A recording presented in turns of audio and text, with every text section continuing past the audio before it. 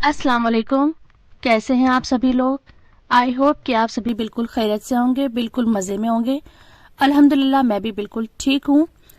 तो आज के व्लॉग में मैं शेयर करूंगी बहुत सारी चीज़ें, बहुत सारी बातें। और तो यहाँ पर दावतों का सिलसिला चला हुआ है, चाहे वो उम्रे की दावत हो या किसी और फंक्शन की या शादियों की दावत हो। तो मैं कुछ आपको ग्लिम्स दिखाऊंगी शादी के, एंगेजमेंट के, उनके गिफ्ट हैम्पर दिखाऊंगी एंगेजमेंट के, और शादी की डेकोरेशन दिखाऊंगी। और साथ साथ मैं इसमें कवर करूंगी जो मेरे उम्र की वीडियोस पे बहुत सारे सवाल आ रहे हैं, डेली डेली इतने सारे क्वेश्चंस आते हैं। तो आज उनके सभी क्वेश्चंस के आंसर मैं इस वीडियो में दूंगी। आप लोग माशाल्लाह उस पर बहुत सारा अपना प्यार दिखा रहे हैं, बहुत सारा उस पर अपनी क्यूरियोसिटी दिखा रहे हैं। तो मैंने सोचा है कि मैं एक वीडियो बना लेती हूँ जिसमें कि मैं सारे क्वेश्चन इसमें कवर करूंगी। तो शुरू करते हैं आज का व्लॉग। सर्दियां बहुत ज़्यादा हैं, दिसंबर का ये मंथ है और मैं यहाँ पर आई हूँ बेटी के स्कूल। इनके अभी टेस्ट हो चुके थे तो आज पीटीएम था, तो मैं उसी के लिए स्कूल आई थी। तो मैं आज सुबह जल्दी आ गई थी। जो इनकी टाइमिंग स्टार्ट होती है पीटीएम की, मैं बिल्कुल शुरू में ही आ गई थी, बिल्कुल अर्ली मॉर्निंग आ गई हूँ, ताकि मुझे घर जाके बहुत सारे काम देखने हैं। तो क्योंकि काम अभी मुझे घर के भी निपटाने हैं और साथ साथ दावतें भी हैं, मुझे कुछ शादी की तैयारियां भी करनी है, वो सब मैं आपके साथ शेयर करूंगी। तो यहाँ पे हमने घर पे बुला ली थी मेहंदी लगाने के लिए और थोड़ा सेल्फ केयर के लिए थोड़ी सी उन्होंने, क्योंकि विंटर है, स्किन बहुत ज्यादा ड्राई हो रही है। तो इसी तरह से हम होम सर्विस ले लेते हैं, कॉल कर लेते हैं और ये घर आ जाती हैं और घर पर ही इस तरह की सर्विस दे देती हैं हमें। तो जो कुछ हमें करवाना था वो मैंने, मेरी बेटी ने और मेरी बहन ने यहाँ पर करवा लिया है। सर्दियों का टाइम है, कहीं जाकर मेहंदी लगवाना और ये सारी सर्विस लेना बहुत ज्यादा मुश्किल लगता है, थोड़ी परेशानी भी होती है। तो घर पे वो आ जाती हैं और ये सारी सर्विस घर पर ही कर देती हैं। तो घर में माशाल्लाह बड़ी ही रौनक सी लगी हुई थी, बड़ा ही अच्छा सा लग रहा था सब कुछ। तो मैंने सोचा जो आप लोगों ने सवाल करे हैं वो मैं इसी वीडियो में कवर कर लेती हूँ, क्योंकि क्वेश्चन आंसर के लिए मैं पीछे बैकग्राउंड क्या लेकर आऊँ, क्योंकि मैं सामने बैठ के तो वीडियो बनाती नहीं हूँ कि जो मैं कैमरे के सामने बैठूं और आप लोगों के सवाल पढ़ूं और उनके जवाब दूं। तो मैंने सोचा था कि इसी वीडियो पे मैं शेयर कर देती हूँ। सबसे पहले तो उस वीडियो पे आप लोगों ने मुझे बहुत बहुत सारी दुआएं दी हैं, जिसके लिए थैंक यू सो मच, जज़ाकल्लाह खैर। और मैं आप लोगों के लिए भी बहुत दुआ करती हूँ कि अल्लाह ताला जो जो मुझसे दुआ के लिए कह रहे हैं और जो नहीं भी कह पा रहे हैं, जिसकी तमन्ना है उम्रा करने की, हज करने की, अल्लाह ताला उसको जल्द से जल्द उम्रा या हज की सादत नसीब फरमाए। तो ये कमेंट मेरे पास सबसे ज्यादा आ रहे हैं कि हमारे लिए भी दुआ करिए। तो इंशाल्लाह मैं सबके लिए दुआ करूंगी और अब तक कर रही हूँ। अल्लाह ताला सबको हज उम्रे की सादत नसीब फरमाए। और मैं साथ साथ यहाँ पर यह भी कहूंगी कि सिर्फ हज और उम्रा ही क्यों, हम सबको नमाजी बनाए, सारे फर्ज अदा करने की तौफीक दे, हम सबको नमाजी बनाए, रोजदार बनाए, परहेजगार बनाए, कलमा गो बनाए, कलमे पे पूरी तरह से चलने की हम सबको तौफीक अता फरमाए, साथ साथ हज और उम्रे की भी सादत नसीब फरमाए।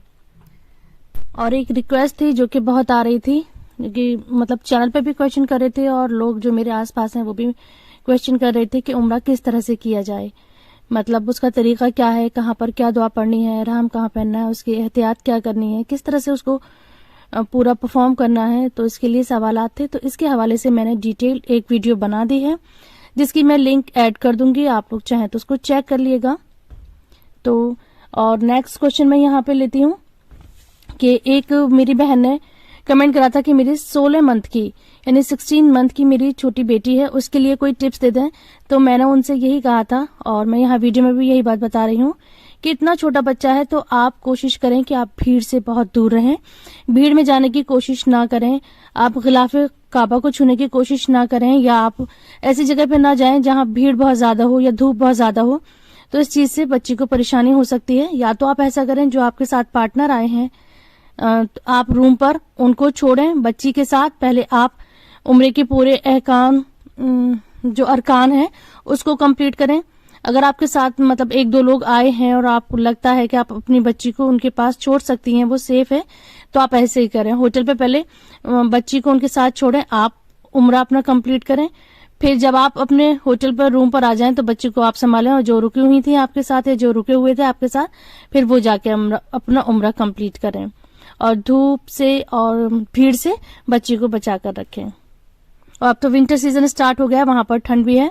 एक सवाल आया था कि हम जनवरी में या दिसंबर लास्ट में उम्रे के लिए जाएंगे तो वहां मौसम कैसा है और आप हमें कपड़ों के बारे में बताइए। तो वैसे तो आप गूगल पर चेक करके जाएं कि वहां का टेम्परेचर कैसा है, लेकिन फिर भी अगर किसी को मुझसे पूछना है कि वहां का मौसम किस दिन कैसा है, तो आप कम्युनिटी पे या किसी भी टाइम मुझको क्वेश्चन कर सकती हैं। मैं बिल्कुल लाइव वहां का टेम्परेचर मौसम बता दूंगी, क्योंकि मेरे बहुत सारे रिलेटिव वहां पर रहते हैं। तो अल्हम्दुलिल्लाह मैं उनसे फौरन पूछ के आप लोगों के साथ फौरन वहां का मौसम शेयर करूंगी। और बस आप लोग मुझे अपनी दुआ में याद रखिएगा, और ये मैं सवाब की नियत से कर रही हूँ, मुझे इसमें कोई जरा सी भी परेशानी नहीं होगी। सवाल आया था कि आप हमें सनस्क्रीन, क्रीम या साबुन बता दें जो फ्रेग्रेंस फ्री हो, यानी उम्रे पर जो भी चीज हमें अप्लाई करनी होती है, जो भी चीज हमें लगानी होती है, उसमें शर्त यही है कि खुशबू नहीं होनी चाहिए। तो उन्होंने मुझसे उसका नाम पूछा था। तो मेरी सिस्टर, ये आप मार्केट में जाकर खुद सर्च करिएगा, जिसमें आपको लगे कि कोई खुशबू नहीं है तो आप वही यूज करिएगा। क्योंकि मेरे घर से तो सब अल्हम्दुलिल्लाह उम्रे पर हज पर जाते रहते, तो मेरे पास वहां के सोप मौजूद थे, वहां का क्रीम मौजूद था, जिसमें कि कोई भी खुशबू नहीं थी। लेकिन आप मार्केट जाकर चेक करें कि उसमें कोई किसी भी तरह की खुशबू न हो, आप वो उसको परचेज कर लें। अच्छा, एक कंफ्यूजन है लोगों में जो कि बार बार लोग सवाल कर रहे हैं। तो मैं यहाँ बता दूं कि एक सवाल आया था कि मैं उम्रे पर जा रही हूँ 5 दिन के लिए, तो क्या मैं 5 दिन के लिए कोई क्रीम, कोई सनस्क्रीन, कोई बॉडी लोशन नहीं लगाऊं? तो नहीं, ऐसा बिल्कुल भी नहीं है। आप सिर्फ एहराम की हालत में कोई क्रीम नहीं लगाएंगी। एहराम पहनने से पहले आप कोई भी मॉइस्चराइजर, कोई भी खुशबू वाला मॉइस्चराइजर, कोई भी क्रीम, यहाँ तक कि कोई भी खुशबू लगा सकती हैं। लेकिन क्योंकि औरतों को खुशबू लगाना जायज नहीं है ऐसी भीड़ भाड़ वाली जगह में, या जहाँ पर ऐसे ना महरम हो, वहां पे खुशबू नहीं लगा सकती, तो आप खुशबू न लगाएं। हर छोटे छोटे गुनाहों से परहेज करें। आप एहराम से पहले कुछ भी मॉइस्चराइजर, कोई भी क्रीम, कोई भी सनस्क्रीन लगा सकती हैं, उसमें कोई पाबंदी नहीं है। सिर्फ आपको कब नहीं लगाना, जब आप एहराम पहने हुए होंगे, जब आप एहराम की नियत में होंगी, बस उस टाइम तक आपको एहतियात करनी है। उस बीच आपको अगर बिना खुशबू का, बिना फ्रेग्रेंस की ये प्रोडक्ट मिल जाते हैं तो वेल एंड गुड, आप उसको लगा सकती हैं एहराम की हालत में, वरना एहराम से पहले इन चीजों को लगा लें। एक बहन ने मेरे साथ ये क्वेश्चन करा था मुझसे कि हमने जैसे घर पर कोई भी क्रीम, कोई भी लिप बाम, कोई भी मॉइस्चराइजर लगा लिया है और उसके बाद हमने एहराम की नियत करी है, हमें निफिल पढ़ने हैं, तो क्या हम दोबारा गुस्ल करें? नहीं, बिल्कुल भी गुस्ल करने की, बिल्कुल भी उसको साफ करने की जरूरत नहीं है। बिल्कुल भी आपको दोबारा इसलिए वुजू करने की जरूरत नहीं है कि आप ये क्रीम या ये कोई आप प्रोडक्ट लगाए हुई हैं। आप सिर्फ नमाज के लिए अपना वुजू करिए और अपने निफिल पढ़िए। तो मैंने नोटिस करा है हर वीडियो पर यही वाला क्वेश्चन बार बार रिपीट हो रहा है कि एहराम से पहले या एहराम के बाद हम कब सनस्क्रीन या कोई लोशन लगाएं। तो बहुत सिंपल सी बात है, बस एहराम जिस वक्त पहने होते हैं, मतलब एहराम की नियत करे हुए होते हैं, हम उम्रे की नियत करे होते हैं, उस दौरान हमें कोई भी खुशबू की चीज नहीं लगानी होती। उससे पहले और उससे बाद में हम बिल्कुल उसको लगा सकते हैं। और एक वही क्वेश्चन और एक वही रिक्वेस्ट है जो बार बार आ रही है कि हमारे लिए भी उम्रे की दुआ करिए। तो मैं बिल्कुल उम्रे के लिए, सबके लिए बहुत बहुत दुआ कर रही हूँ। तो आप लोगों से भी रिक्वेस्ट है कि आप हर एक की उम्रे की दुआ पर आमीन कह दिया करें। न जाने अल्लाह ताला कब किसकी दुआ किसके हक में कबूल कर ले। तो इस चीज का बिल्कुल ख्याल रखें कि आप जब भी मैं किसी की उम्रे की दुआ के लिए कहूँ तो आप लोग प्लीज उस पर आमीन कहें। एक बहन ने सवाल किया है कि मेरा छोटा बेबी है, तो क्या मैं जो बेबी स्ट्रोलर होता है वो हरम में ले जा सकती हूँ? तो जी हाँ, बिल्कुल ले जा सकती हैं। मैंने देखा है कि वहां पर बेबी स्ट्रोलर होते हैं। ये बात अलग है कि आप रश की वजह से आपको वहां उसको कैरी करने में, उसको हैंडल करने में परेशानी होगी, लेकिन ले जा सकते हैं। और एक बहन ने मुझसे सवाल किया है कि क्या हम अपना कैश या रियाल होटल पर छोड़कर जाएं या साथ लेकर जाएं? तो मैंने इसका वीडियो में जवाब दे दिया था और अब यहाँ पर फिर से मैं दोहरा रही हूँ, क्योंकि मैं सारे सवालात यहाँ पर फिर से मेंशन कर रही हूँ। तो मैंने बताया था कि अगर आपके रूम पर जो आपका रूम पार्टनर है, आपकी फैमिली मेंबर है, या ऐसे इंसान है जिन पे आप ट्रस्ट कर सकती हैं, आपको कोई खदशा नहीं है कि वो खुदा ना खास्ते मेरे पैसे इधर उधर हो जाएंगे, तो आप बिल्कुल रूम पर छोड़कर जा सकती हैं। मैं मेरी फैमिली के साथ रुकी हुई थी अपने होटल पर, तो मैं अपना कैश ज्यादा अमाउंट होटल रूम पर ही छोड़कर जाती थी और अपने साथ थोड़ा ही अमाउंट ले जाती थी। लेकिन आप मेक श्योर कर लें कि आपके साथ जो रूम पार्टनर हैं वो किस तरह के हैं। अगर आपको लगता है कंफर्टेबल कि आप अपने यहाँ रूम पर कैश या रियाल छोड़ सकती हैं तो आप बिल्कुल छोड़ कर जाएं, और आपको लगता है कि नहीं छोड़ना सेफ नहीं है तो सारा अमाउंट आप अपने साथ कैरी करें। तो इट्स अप टू यू, आप उसको खुद अच्छी तरह से देख लें। टी पॉट देखकर मुझे यहाँ पर ये ध्यान आ गया है कि एक बहन ने मुझसे ये सवाल करा है कि क्या हम टी पॉट जो केटल होती है जिसमें हम पानी बॉईल करते हैं वो अपने साथ ले जा सकते हैं। एयरपोर्ट पे चेकिंग तो नहीं होगी, उसको निकाल तो नहीं लिया जाएगा? तो बिल्कुल भी इसको निकाला नहीं जाएगा। आप इसको हैंड कैरी में न रखें, लगेज में रखें, जहां पे हम कपड़े वगैरह लॉक करके रखते हैं जिस लगेज में, उसमें रखें। अगर वो चेक भी करते हैं और उसको देख भी लेते हैं तो उसमें कोई इश्यू नहीं है, उसमें कोई भी परेशानी नहीं है, आपको आराम से लेकर जाने दिया जाएगा। इसमें कोई भी ऐसी चीज नहीं होती जो जरा भी परेशानी आए। तो इसको जो केटल है, जो भी आप बर्तन ले जा रहे हैं वो आप अपने लगेज में लेकर जाइएगा।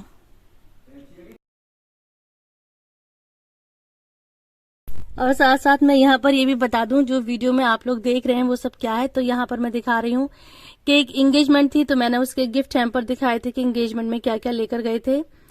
और अब ये मैं दिखा रही हूँ कि हम यहाँ पर दिल्ली में एक शादी में आए हुए हैं, तो बच्चे वहां पर रास्ते में ऊनो खेल रहे थे। अब हम यहाँ पर इस होटल में रुके हैं, उसके बाद यहाँ से हम लोग रेडी होकर जाएंगे वेन्यू पर, जहाँ पे मैरिज का फंक्शन पूरा हुआ था, जहाँ पर निकाह हुआ था। तो मैं उसके बाद वहां की क्लिप्स शेयर करूंगी।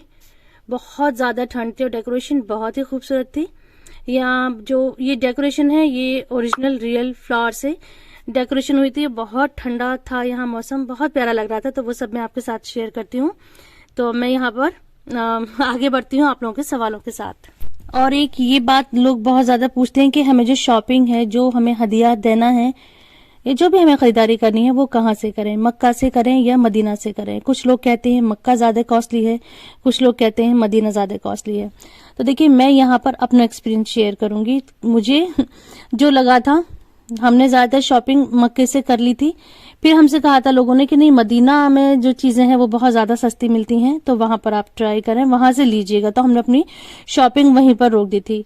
फिर हमने उसके बाद जब मदीना से जाकर शॉपिंग करी और हमने जो जो चीजें देखी थी और जो हम ले चुके थे, जैसे कि अबाया वगैरह है, तो मदीना में हमें कॉस्ट बहुत ज्यादा लगी, हर चीज की हमें कॉस्ट ज्यादा लगी। तो ये बिल्कुल इत्तेफाक होता है, और ये बिल्कुल जो शॉपकीपर्स हैं, जो सेल्समैन है, उनके मूड पर डिपेंड करता है। क्योंकि जो हाजी आता है उसको शॉपिंग करनी है, और ये लोग ये बात अच्छी तरह से जानते हैं शॉपकीपर्स। तो उनके जो रेट होते हैं ना, किसी भी चीज पे आपको कोई रेट प्रिंट नहीं मिलेगा, कोई फिक्स प्राइस नहीं है।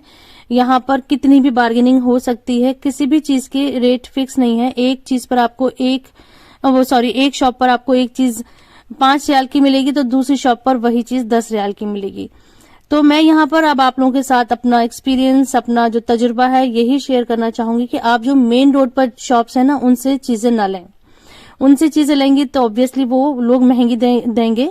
आप अगर आपको ज्यादा शॉपिंग करनी है और आपके पास प्रॉपर टाइम है, तो जो शॉप अंदर है, मतलब जो मेन रोड के अंदर जाकर दुकानें हैं, जो मेन रोड से अंदर जाकर मार्केट है, वहां से आप शॉपिंग करें तो आपको वो चीजें सस्ती मिलेंगी। तो मक्का में मैं बता दूं, एक अंडरग्राउंड मार्केट है, वहां पर चीजें सस्ती मिलती हैं, वहां पर प्राइस बिल्कुल लो होते हैं। वो 1 रियाल की शॉप के नाम से मशहूर है, लेकिन 1 रियाल की उसमें सिर्फ 1-2 चीजें होती हैं, बाकी तो वही रेट होते हैं जो आम दुकानों पे, लेकिन उससे थोड़ा सा प्राइस उनका डाउन होता है क्योंकि वो मेन रोड से थोड़ा अंदर होती हैं। और इसी तरह से मदीना में जो बिल्कुल हरम के आसपास शॉप्स हैं, उस पर फिर प्राइस ज्यादा होते हैं। जैसे जैसे आप अंदर जाते जाएंगे तो आपको प्राइस कम मिलते जाएंगे। क्योंकि हमारा ये था कि हम बहुत कम शॉपिंग के लिए गए थे, और जो गए थे तो हमने ये सोचा था कि बस जल्दी से आगे से, मतलब आगे की मार्केट से ही शॉपिंग कर लेते हैं। हमारे पास इतना ज्यादा टाइम नहीं था।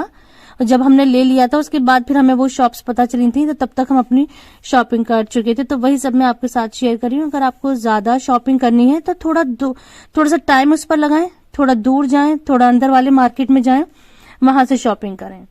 तो न मदीना सस्ता है, न मक्का सस्ता है, न मदीना महंगा है, न मक्का महंगा है। तो ये हमारे एक्सपीरियंस पे शेयर डिपेंड करता है कि हम कहाँ से किस तरह से शॉपिंग कर रहे हैं। और 1-2 दुकानें सर्च कर लें, if you have enough time.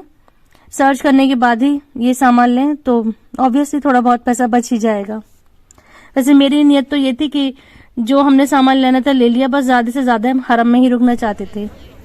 नुसुक app और रियाजुल जिन्ना के बारे में बहुत सारे सवालात होते हैं। तो देखिए, नुसुक ऐप आप प्ले स्टोर से डाउनलोड कर लें और उस पर अपनी जल्द से जल्द बुकिंग करवा दें, क्योंकि यहाँ पे टाइम इश्यू होता है। टाइम के हिसाब से यहाँ पर एंट्री मिलती है। जो आपको टाइम दे दिया जाएगा, सिर्फ उसी टाइम में उसको एंट्री करी जाएगी। और लेडीज का सेक्शन अलग होता है, जेंट्स का सेक्शन अलग होता है। आप अपनी बुकिंग पर सिर्फ आप अकेली ही जा सकती हैं, आपके साथ कोई नहीं जा सकता। इवन कोई बच्चा भी आपके साथ नहीं जा सकता। अगर आप हस्बैंड वाइफ साथ जा रहे हैं तो हस्बैंड की जो एंट्री है वो अलग होगी और वाइफ की एंट्री अलग होगी।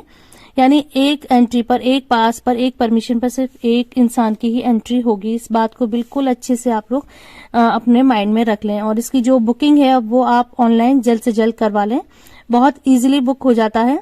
तो मैंने वीडियो में भी शेयर करा था कि एक बहन ने मुझसे कहा था कि मैं तो अपने हस्बैंड के साथ बार बार गई थी। तो ऐसा पॉसिबल ही नहीं है। अगर कोई उनकी बात सुनकर इस तरह से गुमराह होता है तो प्लीज आप ऐसा ना सोचें बिल्कुल भी, क्योंकि साल में अब सिर्फ एक ही बार परमिशन मिलती है। हो सकता है वो बहन पहले कभी गई होंगी, लेकिन जो अब लेटेस्ट अपडेट है वो यही है कि एक इंसान को साल में सिर्फ एक ही बार रियाजुल जन्नत जाने की परमिशन मिलेगी। और इसमें भी जो लेडीज सेक्शन होता है उनकी एंट्री अलग होती है। वो इतनी करीब जालियों के पास नहीं आ सकती हैं। वो एक बीच में पर्दा होता है, एक पार्टीशन होता है, वो पर्दे के दूसरी तरफ रहती हैं, जहां से वो देख सकती हैं, जहां पर वो नवाफिल पढ़ सकती हैं, दुआएं कर सकती हैं।